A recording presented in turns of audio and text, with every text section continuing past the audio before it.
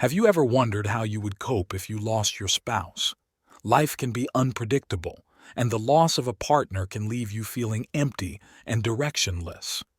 But what if there were secrets to not just surviving, but thriving after such a profound loss? Join us as we uncover the inspiring stories of three individuals who have navigated this difficult journey and share the most important lessons they've learned. Discover how you can find hope, independence, and happiness even after the most heartbreaking loss. Life in this world is unpredictable. You never know how far the person you love can accompany you. Miyazaki said, "Life is like a train, and everyone can only accompany you for part of the journey. When they have to get off, you should be grateful because they have spent wonderful times with you. If someone can accompany you throughout the journey, you should be even more grateful. Having a partner when you're young and when you're old is a blessing, but not all love can last a lifetime. Some partners leave this world early due to illness or disaster. When the spouse is gone, the house becomes empty as if life has lost its support. However, no matter how sad or painful it is, time does not stop for anyone, and the deceased will not come back to life. When your spouse dies, you have to heal yourself while living your life well. Three experienced individuals share their personal stories to tell middle-aged and elderly friends that if your spouse leaves first, you must refuse to do three things to live a decent life in your later years. Doing so will make your later years comfortable and pleasant. 1. Immersing in excessive grief for too long. Imagine losing someone who has been by your side for most of your life. The emptiness is profound, and the memories can be both a comfort and a source of deep pain. Callista's story is one of heartbreak and resilience. At 67, she faced the unimaginable loss of her husband and found herself at a crossroads. How do you go on when the person you love most is gone? Callista's journey from despair to finding a new purpose in life is a testament to the human spirit's strength. Her story is not just about grief, but about rediscovering hope and learning to live again. Join us as we delve into her touching narrative and discover how even in the darkest times, there is a way to find light and meaning. 67-year-old Callista said, "When I was 64, my husband passed away. Whenever I recall the time when he just left, I still find it hard to accept. During those days, I was like a walking corpse, feeling that life was meaningless. Many times I thought I might as well follow him. I often cried myself to sleep, especially at night when I couldn't sleep for whole nights. Looking at the wide double bed where now only I lay, it was inevitable to feel sad. But every time I looked at our old photos, smiling so happily, I thought maybe I should persist a little longer. My husband wouldn't want me to live like this. No matter how sad I was, tears wouldn't bring him back. So I continued to be sad, living well, and letting him in another world feel at ease is what I should do." Callista finally figured it out.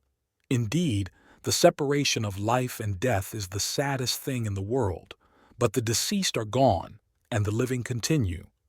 No matter how happy the past was or how sweet the memories, you cannot always dwell in the past and neglect the present beauty and future hopes. Learning to look forward and live well in the present is not only a duty to oneself, but also a way to let the deceased spouse rest in peace. When the spouse is gone first, stay calm, comfort yourself, take good care of your health, keep a clear mind, and not let grief overwhelm you. Slowly adjust your mindset, regain confidence, and live a self-sufficient and strong life. Cheer up, eat when you want, sleep when you can, stroll in the park, and walk around the streets. Do not rely on others.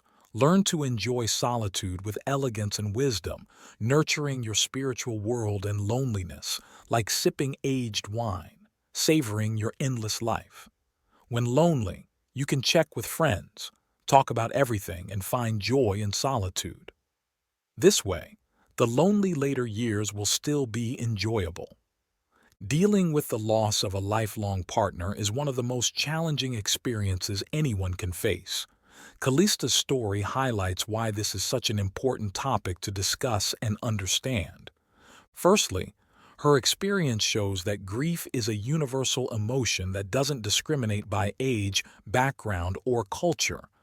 It reminds us that feeling deep sorrow and loneliness after losing a loved one is normal and a shared human experience.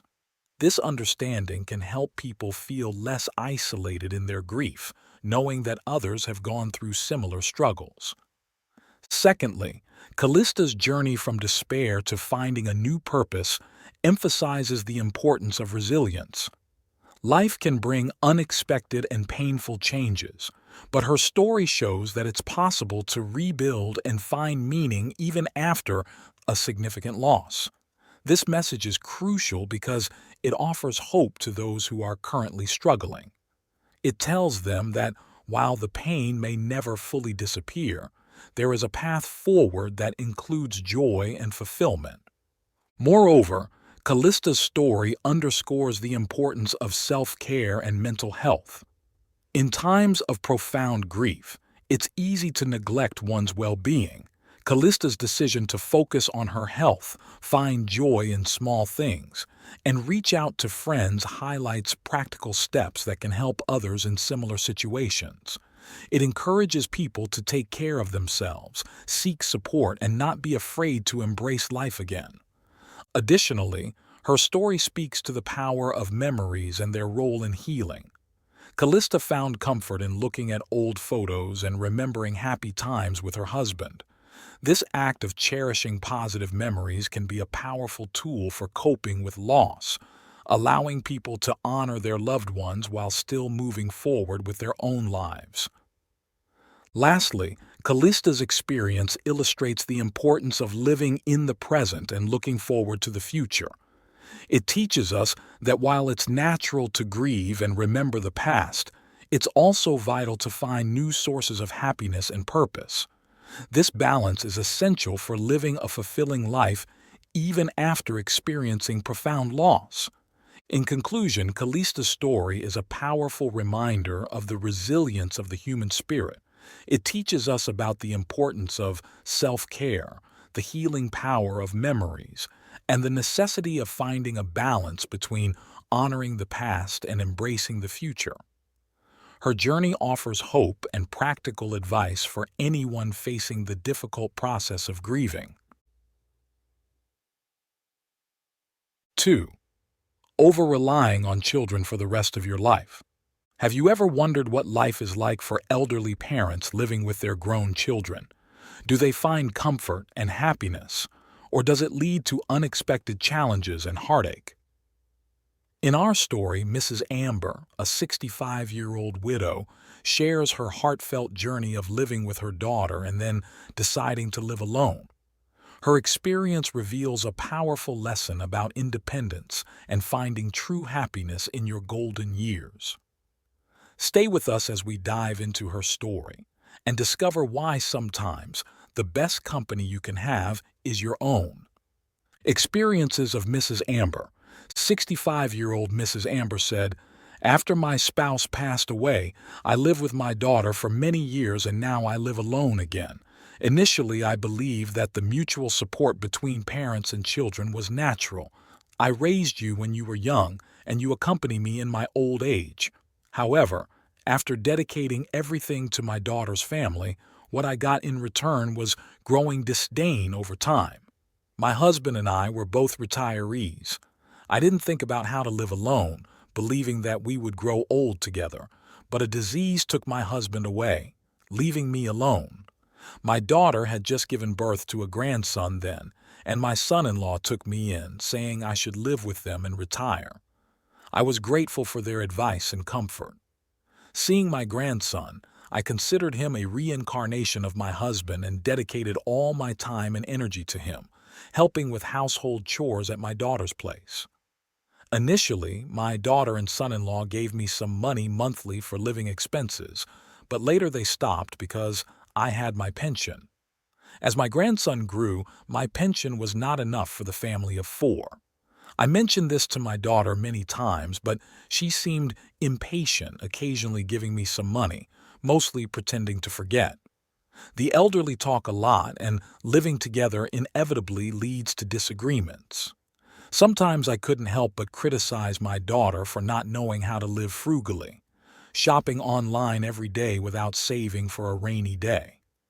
Regarding my grandson's education, my daughter and son-in-law let him develop naturally, while I believe that children should be disciplined from an early age.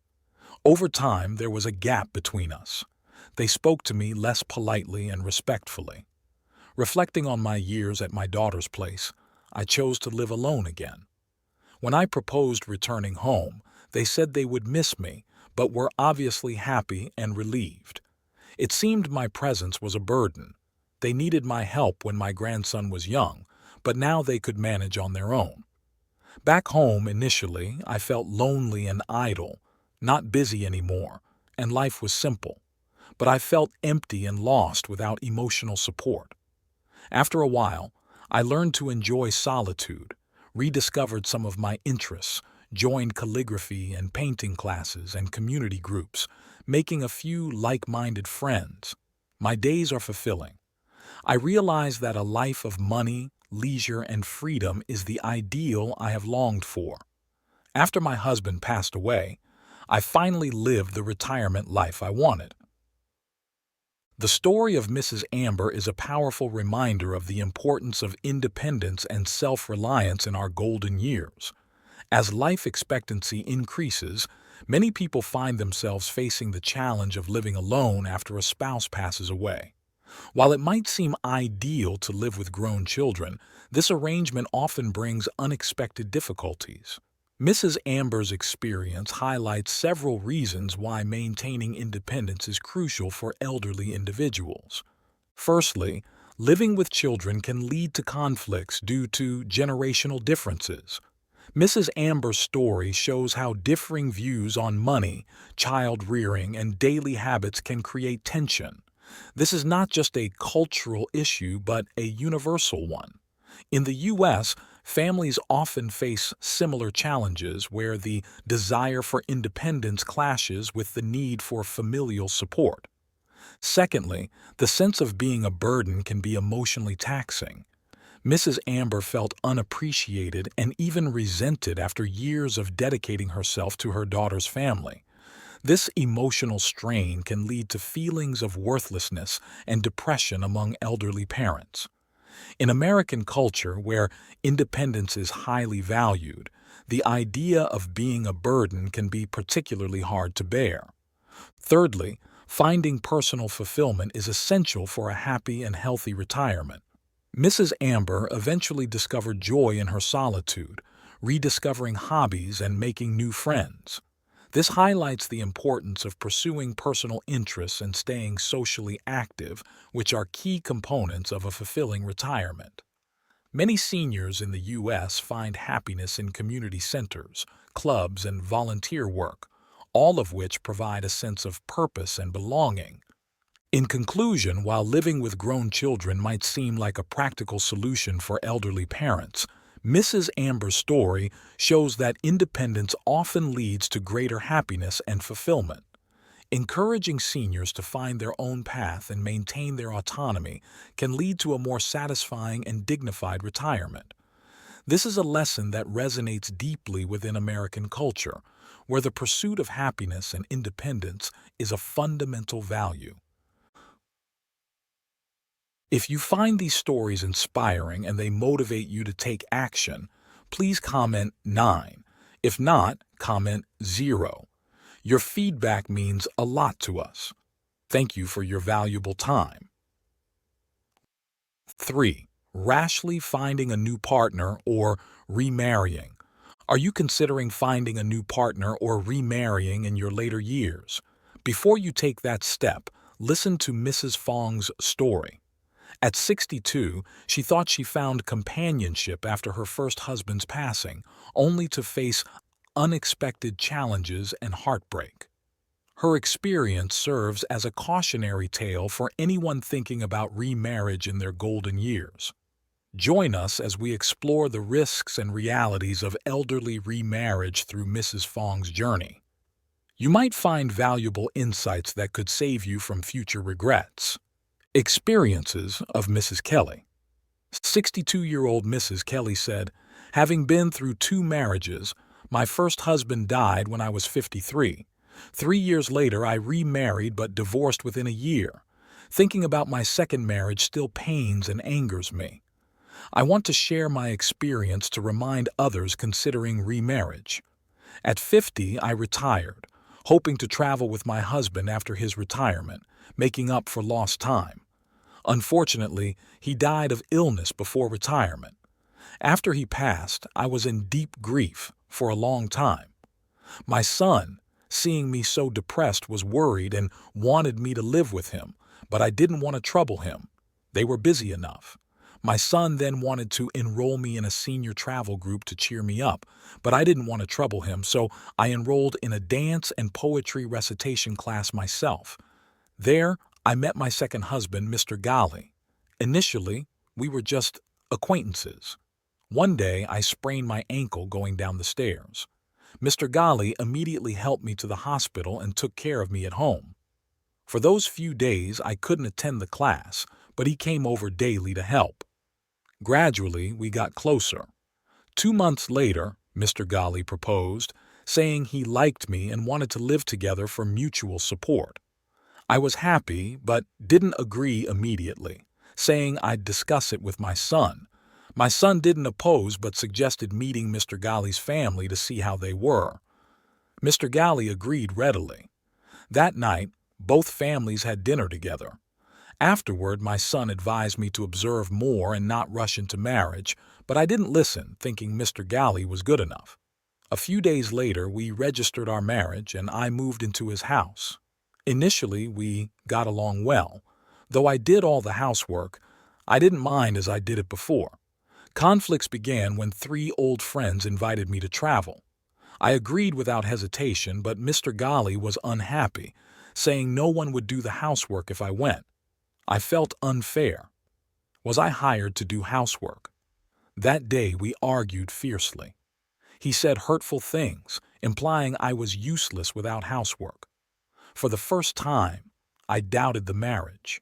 Returning from the trip, things got worse. Mr. Ghali's son divorced, leaving a grandson with us. At first I took care of him as my own, but he was spoiled, picky with food, throwing tantrums if displeased. After some days, I couldn't handle him. I talked to Mr. Ghali, suggesting his son take the grandson. Mr. Ghali opposed strongly, saying, "You're not my grandson's mother, so don't interfere. If you can't do it, stay out of it." I felt extremely wronged, finally understanding that remarriage at this age is challenging. It's hard to gain acceptance from the new partner's family. After months of enduring, I filed for divorce as I couldn't live like this anymore. Thankfully, the divorce was smooth. Reflecting now, I think living alone might be lonely, but it's better than dealing with so many problems. Understanding the challenges and risks of remarrying in later years is crucial for several reasons. Mrs. Kelly's story illustrates the potential complications that can arise from blending lives at an older age. Firstly, elderly remarriages often involve deeply ingrained habits and viewpoints that have developed over decades. These differences can make it challenging to live harmoniously. Unlike younger couples, older individuals may find it harder to adapt to a new partner's lifestyle and expectations.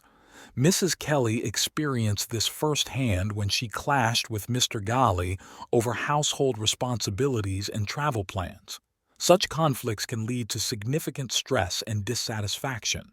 Secondly, acceptance from a new partner's family can be difficult to achieve. Older children and grandchildren may have established routines and expectations that a new spouse disrupts. In Mrs. Kelly's case, Mr. Ghali's son and grandson added unexpected strain to her new marriage. The lack of acceptance and cooperation from family members can create an environment of tension and resentment, making it harder for the marriage to thrive. Moreover, emotional readiness is another critical factor. After the loss of a spouse, loneliness and fear of the future can drive someone to seek companionship quickly. However, this rush can result in overlooking potential red flags. Mrs. Kelly's swift decision to marry Mr. Galley, despite her son's advice to observe and wait, ultimately led to disappointment and another divorce. Emotional healing and a careful evaluation of one's needs and expectations are essential before entering a new marriage. Lastly, financial and legal complications are common in elderly remarriages. Issues like inheritance, healthcare decisions, and the division of assets can become contentious. While Mrs. Kelly's story doesn't delve into these aspects, they are important considerations for anyone thinking about remarrying later in life. In conclusion, while companionship in old age is valuable, Mrs. Kelly's experience underscores the importance of careful consideration and thorough evaluation before deciding to remarry. Understanding these potential challenges can help individuals make informed decisions that lead to happier, more stable relationships. In conclusion, life after the loss of a spouse can be incredibly challenging, but it is possible to find joy and fulfillment again. By avoiding prolonged grief, excessive dependence on children, and rushing into a new relationship, you can create a rich and meaningful life for yourself. Take care of your health, engage in activities that bring you happiness, and build new connections with others. Embrace your independence and cherish the memories of your loved one while also looking forward to new experiences. These steps can help you heal and find a new purpose. Remember, life is precious and every moment counts. By making thoughtful choices and focusing on your well-being, you can thrive even after such a significant loss. The stories of Callista, Mrs. Amber, and Mrs. Kelly show that while grief is a natural response, resilience and self-care are key to moving forward and finding light in the darkest times. 4. 7 great things about getting older. We can't separate out aging from retirement. We are getting older and moving into a different life phase. When young, we can't imagine getting old and focus on the negative, but there are plenty of positive things about aging. Here are 7, and I'd love to hear from you. Stories of how you relate to this or to add to things I may have missed. Some interesting evidence is around younger people who hold negative views about older people. They move into later life with a far more pessimistic attitude than those who are more open to aging. There is a dichotomy on views held and their action. Both can't be true. A really practical example from someone I know is a couple of men in their 20s who made negative comments about him. A man in his early 50s working out at the gym, telling him they don't know why he bothers, and I wonder how this will affect their gym membership as they age. 1. I understand myself better. I know the sort of work that plays to my strengths. I also know more about me as a person, and I'm truer to who I am. I can be more assertive over what I want and more forgiving. I understand we are all human and make mistakes and say the wrong thing. 2. I know what I like. I like coming up with ideas, inspiring others, having variety, time to write and communicate. I love to travel and love my portfolio life. Getting more specific over work, there are some types of work assignment and clients that have not been right for me. I'm more confident in saying no. 3. I know the best environment for me. I can't work with noise and distraction. I need peace and quiet. I tell people this. I appreciate clients who know to give me thinking time and not always to expect me to give my best reply without thought. I've worked with external noise in the past, and I've found this stressful. I wasn't true to my needs. 4. I trust my judgment and instincts. If it doesn't feel right, I say no, and if it feels right, I go for it. I've been scared to do this in the past, thinking I must be logical and analyze the facts, but sometimes you just know. I've made a major life change by being true to who I am. 5. I'm alive. I get frustrated when people moan about aches and pains and older people who say that they wish they were dead. I'm truly thankful for every day I have on earth, thinking about the things we can do and what we have already done.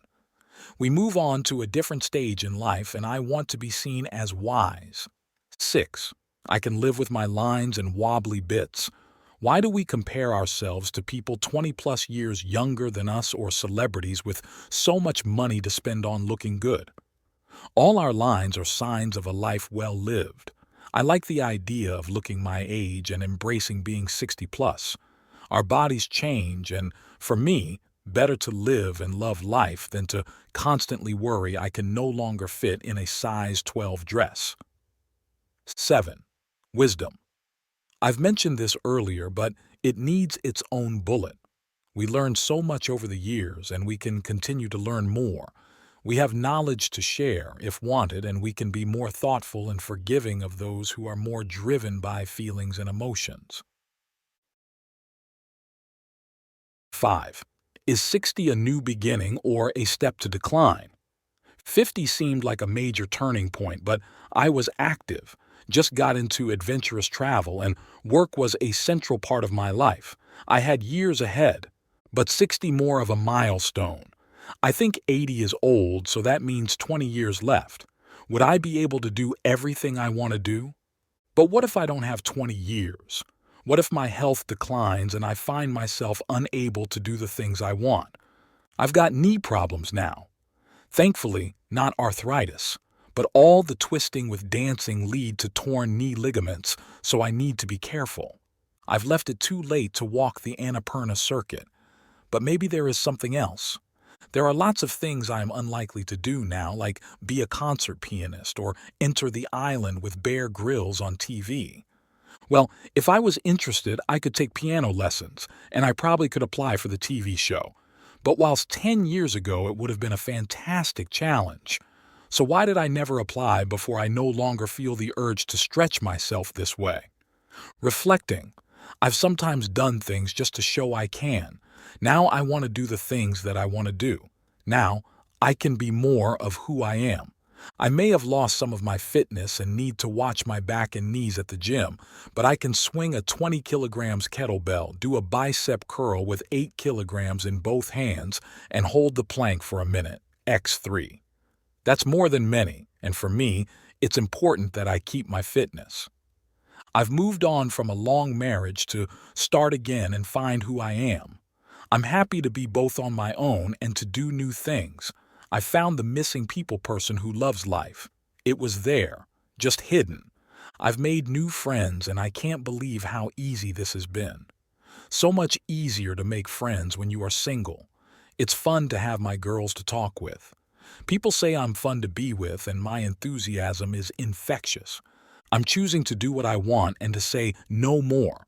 Less about meeting other people's expectations and more about doing things I want to do. Saying no is getting easy. Saying yes to the things I want to do is great. Changing my mind can be fine too. I listen. But I no longer try and solve other people's problems. Too often I've stepped in, and this has meant that other people haven't learned from situations. I'm on a road to discovery, and I don't mind the aging process. I don't want to look like I'm 25. I have a body that has lived and serves me well. I'm coming across as happy in my skin, doing the things I want to do and wearing the clothes I want. If I wait till I lose a stone, will I ever buy the new undies? So I've bought them now and wear them every day. 6. I know my own mind. This stage of life where we consider retirement in all its forms is a time when we can drop the masks and be true to who we are. If we don't, will we carry on trying to fit in, and if we do, at what cost to us? One of the things I like about getting older is to realize I know my own mind. Life ahead is uncertain, and I no longer will put up with things. I'm also letting a lot of things go. When younger, I would adapt to suit my bosses, show myself as the extrovert, proactive person who would say yes to more work, stay late, put the job first. all because of my career focus and wanting to get on. I thought if I didn't return to work within 3 months of having a child and even doing work while on maternity leave that my career would take a dive. This was 1985. With the benefit of hindsight, I can see that all would have gone well. There is always another promotion, another opportunity, and the importance of wisdom. That's a benefit of aging, taking a longer-term view of actions. In many areas of my life, I will do what I want. I'll dance like no one is watching. We know they are checking their phones. I will go to events alone if no one else wants to go. I'll speak to strangers and ask them questions. I'll stand up for my rights and complain, albeit in a subtle and influential way. Is this something that we all do? We all reach a stage where we don't give a FCK. We just don't care. Want to invite me to a lunch, a party, to go with you shopping? If I want to go, I will, but if I really need quiet time alone, I'll say no and I won't feel guilty. In the same way, if my friend or partner don't want to do something, it's fine. I'm not going to guilt trip them. I'm wondering if we need to go through this stage in life to move on from the younger self who does care and does put others first. Time around late 50s and 60s seems to me to be a powerful life stage, to be able to be true to ourselves, to wear what we want and to stand up for what we think is right. Part of my doctoral research found that people who, in their 50s and 60s, were campaigning for the environment, etc., were often the people who were campaigning for CND in their younger years. Being true to ourselves allows the more authentic self to show up. For me, this also included to embrace my gray hair and to worry less about the wrinkles and lines on my face, signs of a life well lived. 7. 20 benefits to getting older. 1. Reduced fear of failure. With age, we often become more resilient and less afraid of taking risks or trying new things, as we have learned from past experiences and can handle setbacks with greater maturity. 2. Enhanced creativity. As we age, our accumulated knowledge and life experiences can fuel our creativity, leading to new ideas and innovative solutions to challenges. 3. Greater emotional intelligence. With time, we may develop better emotional regulation and empathy, leading to healthier and more meaningful relationships with others. 4. Deeper connections with nature. As we get older, we may find ourselves seeking solace and connection with nature, appreciating its beauty and finding peace in outdoor activities. 5. Reduced peer pressure. As we age, societal expectations and peer pressure may become less influential, allowing us to make choices that align more closely with our values. 6. Enhanced problem-solving skills. With age, we can become better at analyzing complex situations and finding practical solutions due to the wealth of experiences we draw upon. 7. Increased patience and tolerance. As we mature, we may become more patient and accepting of others' differences, fostering a more harmonious and understanding society. 8. Freedom from societal norms. As we get older, we may feel less bound by societal norms and expectations, enabling us to live more authentically and true to ourselves. 9. Lifelong learning. Age can bring a hunger for continued learning, leading to personal growth and intellectual stimulation through various educational opportunities. 10.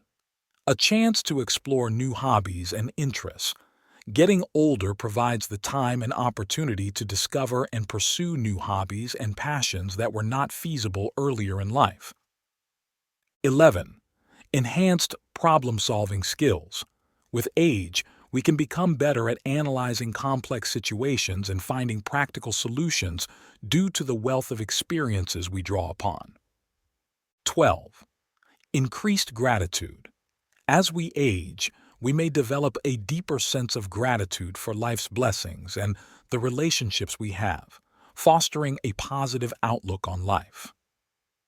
13. More leisure time for reflection.